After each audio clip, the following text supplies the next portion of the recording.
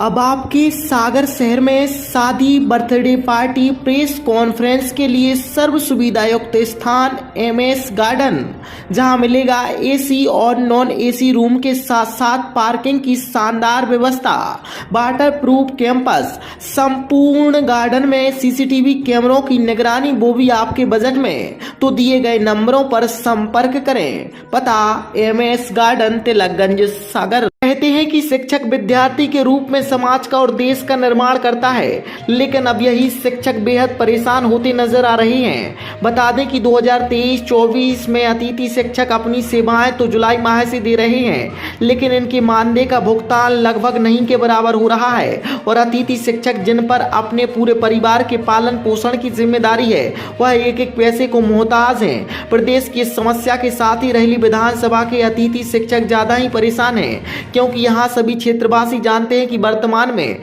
BEO के पद पर पदस्थ इंदुनाथ तिवारी अपने तानाशाही रवैये को लेकर कई बार सुर्खियों में आते रहे हैं। अपने चहेतों की मौखिक आदेश के आधार पर अतिथि शिक्षक के पद पर नियुक्तियां हो या उनके उच्चतर माध्यमिक विद्यालय में मरम्मत राशि का दुरुपयोग हो, या घोषित रूप से रहली ब्लॉक के शिक्षा माफिया के तौर पर जाने जाते हैं। जब रहली विधानसभा के अनेक अतिथि शिक्षकों ने शासन के आदेश के विरुद्ध निकाले जाने का विरोध किया और बीईओ से निवेदन किया, तब भी उन अतिथि शिक्षकों को इधर उधर की बातें बनाकर लौटा दिया गया। मजबूर अतिथि शिक्षकों ने मीडिया के समक्ष अपनी बात रखी है।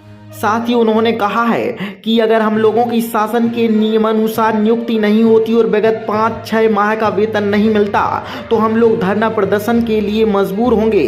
रहली विधानसभा के कुछ कर्मठ पत्रकारों के द्वारा इस महत्वपूर्ण विषय को उठाया गया। देखना होगा कि इस मामले में जिला शिक्षा अधिकारी और कलेक्टर महोदय क्या एक्शन लेते हैं।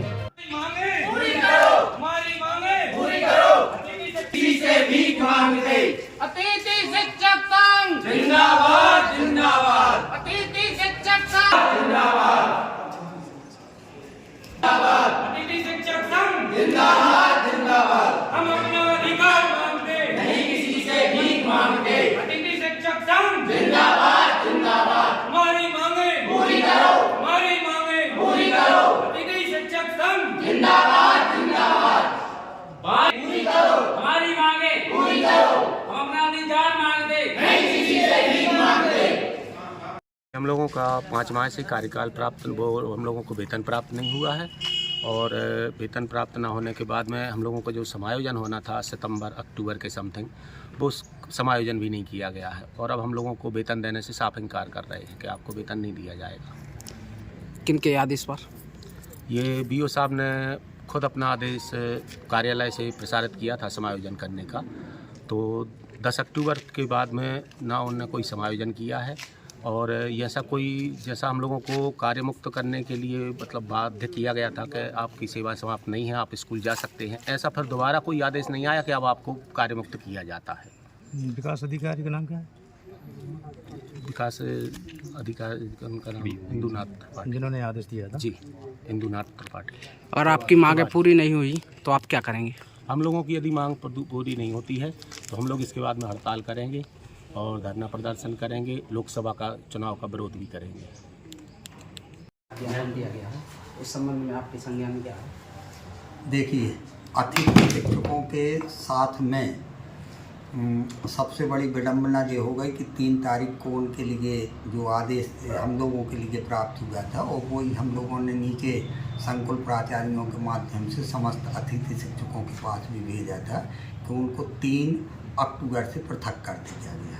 फिर 4 तारीख को एक नया आदेश आया, उसमें लिखा कि इनके लिए कार्य मुक्त न करें।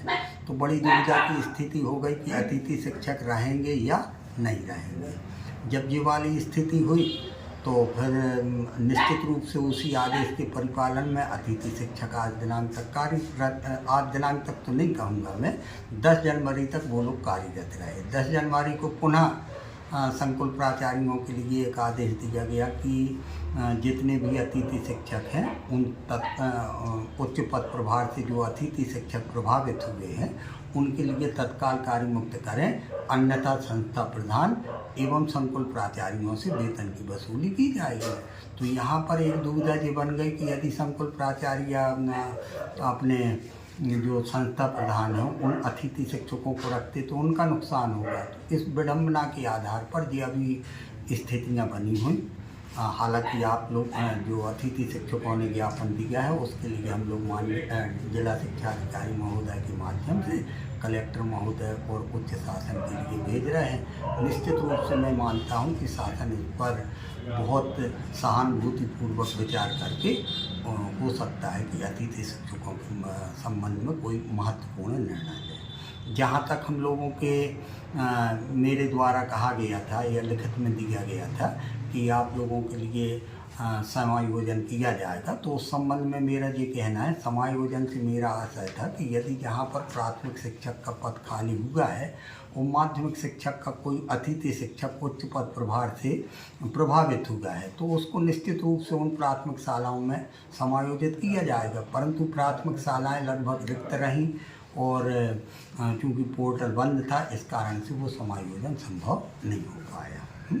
मैं ये कहूँगा कि जैसा अभी तक वो धैर्य रखे हुए थे अतिथि शिक्षक उसी प्रकार का धैर्य रखें। निश्चित रूप से शासन उनके लिए कोई न कोई अच्छा रास्ता निकालते हुए उसका हल